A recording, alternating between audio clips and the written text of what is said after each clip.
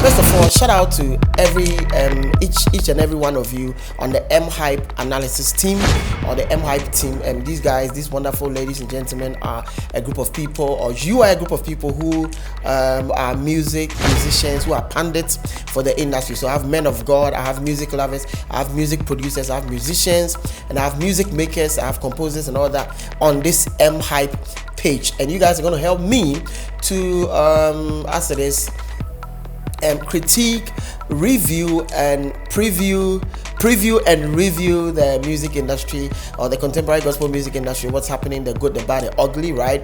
And the bad things that ought to be done well, the good things that ought to be appreciated. So thank you very much. And next I'm going to give you the list. I've got a little over 20, I think I have 21 or 22 people. I have pastors on board, and it's wonderful to be with you guys. So sometimes, like I said, I'm going to interview you for the show. Like I'm going to interview one of our pastors this week. I need to get somebody for the show. So this is the first part of the talk. Okay, so the next part of the talk is the topic for discussion for the week, second week in December. So I put up a topic and I made reference to, like, I made a case study out of one of our musicians, and some of the members on the pundits or the review, the Mhype team. I'm sure some of you guys were kind of retrieving or retreating, going back because you thought it was like we intentionally put somebody on board to backlash the person, or no.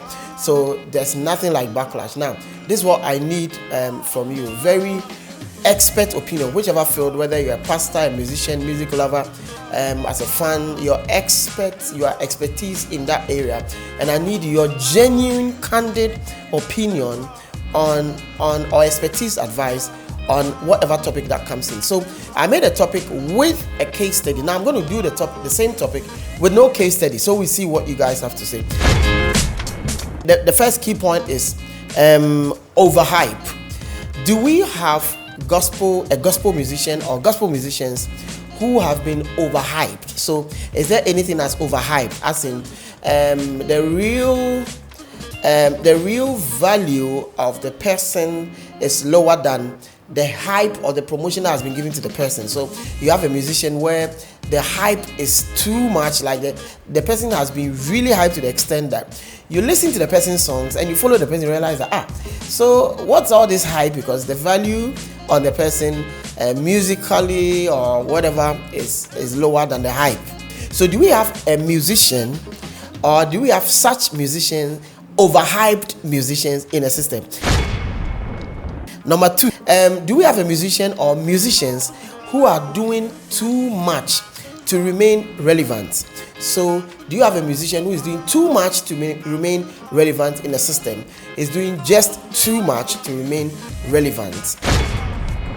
And then the third point is recycled songs. So and thanks Natty, you gave a very candid opinion when it came to when we're talking about recycled songs, and I like that your point. So do we have musicians or a musician who is recycling their song? So they are recycling their own song. It's like they get back into their song, go through and say, oh, this song is still good, I like it, I'm just going to recycle and twist it a little bit and then re-record it and put it out there. So do we have musicians that's recycling? So